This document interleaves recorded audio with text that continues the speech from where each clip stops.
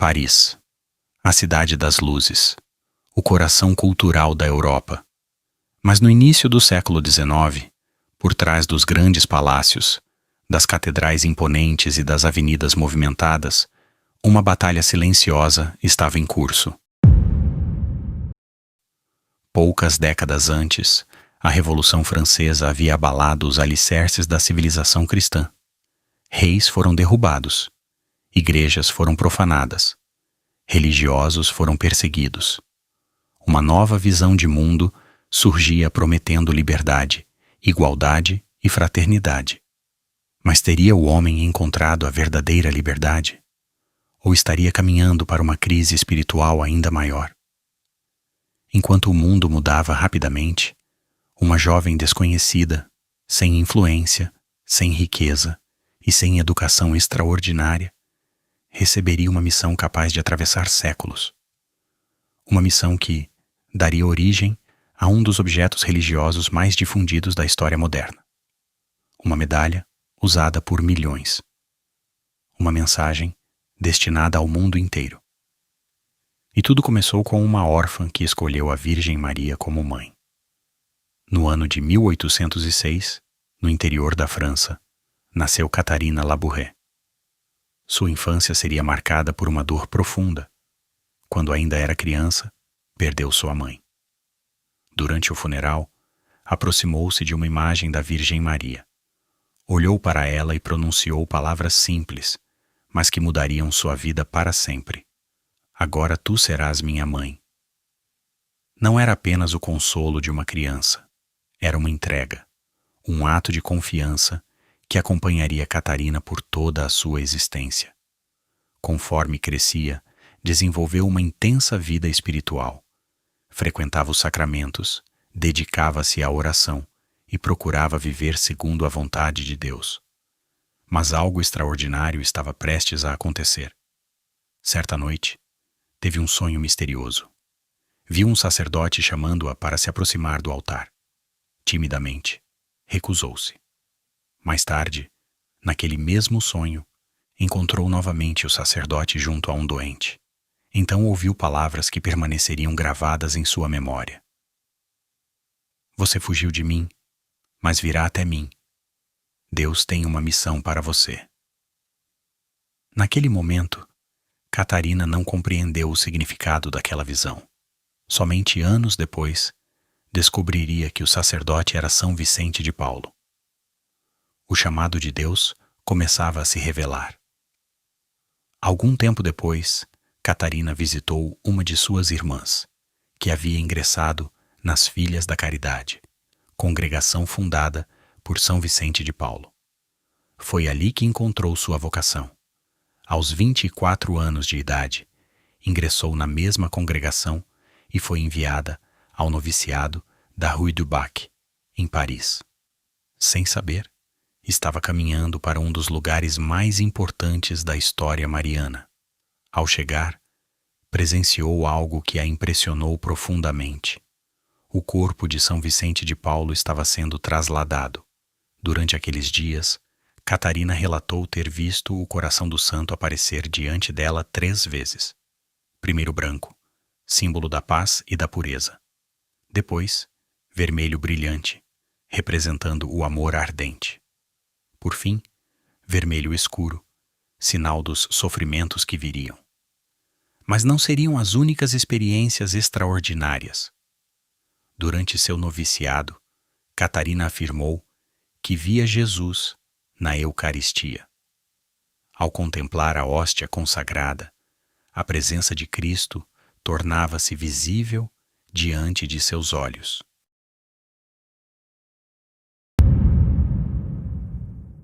Assustada, procurou orientação. Seu confessor acreditou que tudo pudesse ser fruto da imaginação e orientou-a a resistir. Mas quanto mais resistia, mais as visões desapareciam. E quando rezava, Cristo voltava a manifestar-se. Entre todas essas experiências, uma visão marcou profundamente sua alma. Ela viu Cristo destronado. uma imagem simbólica e poderosa, como se o próprio Senhor revelasse o que acontece quando os homens decidem construir o mundo sem Deus. Para compreender essa mensagem é preciso olhar para a França daquele período. Em 1789, a Revolução Francesa havia iniciado transformações profundas. A sociedade mudava. As antigas estruturas eram derrubadas. Novas ideias surgiam. O mundo moderno começava a tomar forma.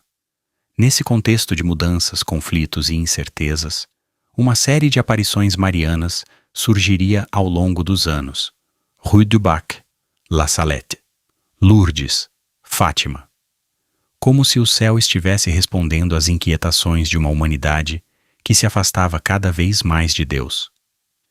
E a primeira grande etapa dessa resposta aconteceria numa noite de verão de 1830. Era 18 de julho. Por volta das 11h30 da noite. Catarina dormia quando ouviu uma voz infantil chamando seu nome.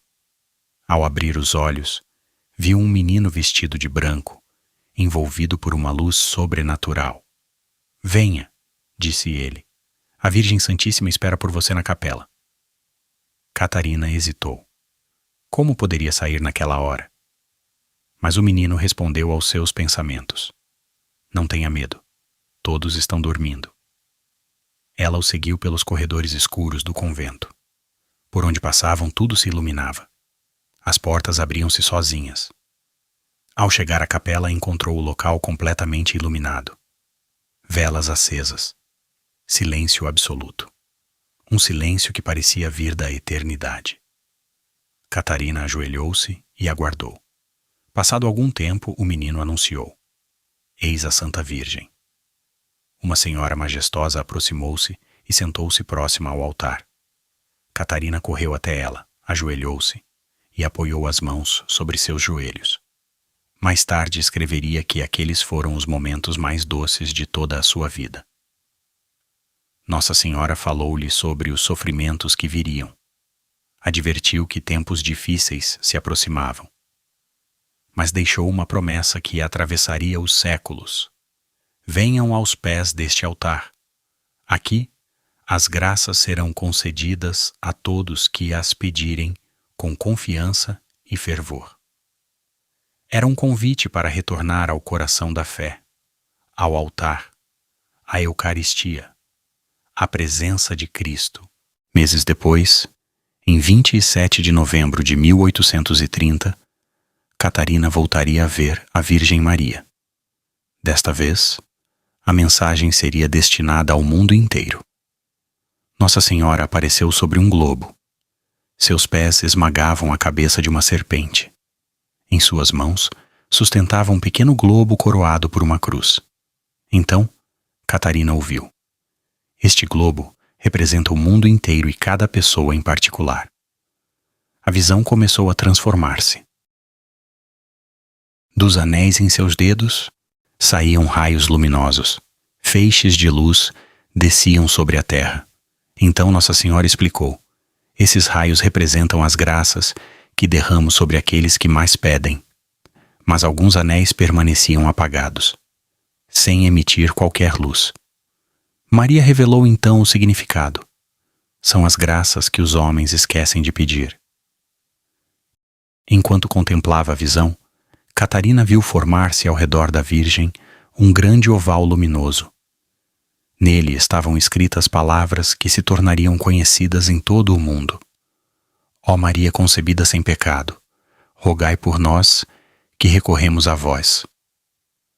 Era uma mensagem extraordinária. Naquele tempo, o dogma da Imaculada Conceição ainda não havia sido proclamado oficialmente pela Igreja. Mas Nossa Senhora já insistia nesse título, como se preparasse o mundo para uma verdade que seria confirmada anos mais tarde. Então veio o pedido: "Fazei cunhar uma medalha, segundo este modelo." E acrescentou: "Todos os que a usarem com confiança receberão grandes graças." A visão girou. No verso da medalha surgiu a letra M unida a uma cruz. Abaixo dela, 2 corações. o Sagrado Coração de Jesus, cercado por espinhos, e o Imaculado Coração de Maria, transpassado por uma espada. 12 estrelas completavam a imagem, uma síntese profunda da fé cristã. Mas havia um problema. Ninguém acreditava em Catarina, nem mesmo seu diretor espiritual. Mais uma vez, ela relatou tudo ao padre Aladel. Mais uma vez encontrou resistência, mas Nossa Senhora já havia previsto isso. Ninguém acreditará em você. Então veio a tragédia. Em 1832, uma terrível epidemia de cólera atingiu Paris. Milhares de pessoas morreram. O sofrimento espalhou-se pela cidade. Diante daquela situação dramática, o padre Aladel decidiu finalmente levar o caso às autoridades da igreja. Após analisar os relatos, o arcebispo de Paris autorizou a cunhagem da medalha. As primeiras medalhas começaram a ser distribuídas. E então, algo extraordinário aconteceu. Multiplicaram-se os relatos de curas, conversões, proteções inexplicáveis, graças recebidas. A notícia espalhou-se rapidamente. O povo passou a chamar aquela pequena medalha por um novo nome: a Medalha Milagrosa. Em poucos anos, centenas de milhares de exemplares circulavam pelo mundo. Depois, vieram os milhões. E a mensagem da Rue du Bac ultrapassou fronteiras, oceanos e gerações. Mas enquanto a medalha se tornava conhecida em toda parte, sua vidente permanecia oculta. Durante 46 anos, Catarina viveu no anonimato, servindo idosos, cuidando dos doentes, executando tarefas simples, sem procurar fama, sem buscar reconhecimento. A mulher que havia recebido uma das mais importantes aparições marianas da história preferiu permanecer escondida. Porque a mensagem era mais importante do que a mensageira. Somente 6 meses antes de sua morte, sua identidade foi revelada. Muitas das pessoas que conviveram com ela ficaram surpresas. Aquela religiosa simples e silenciosa era a escolhida da Virgem Maria. Pouco tempo depois, em 31 de dezembro de 1876, Catarina Labouré partiu para a eternidade. Mas sua história não terminaria ali. Décadas mais tarde, durante o processo de canonização, seu corpo foi exumado. Os presentes ficaram impressionados com seu estado de conservação. Até hoje, seu corpo repousa na Rue du Bac, no mesmo local onde recebeu as aparições. Milhares de peregrinos visitam aquele lugar todos os anos, buscando graças, consolo, esperança. Mas talvez a maior mensagem deixada por Santa Catarina Labouré não esteja apenas na medalha, nem nos milagres, nem mesmo nas aparições. Talvez esteja em suas próprias palavras: fui apenas um instrumento. Não foi por mim que a Santíssima Virgem apareceu. Se me escolheu, foi para que ninguém pudesse duvidar. Uma órfã, uma camponesa, uma religiosa desconhecida, escolhida para levar ao mundo uma mensagem que continua viva quase 200 anos depois. Uma mensagem simples.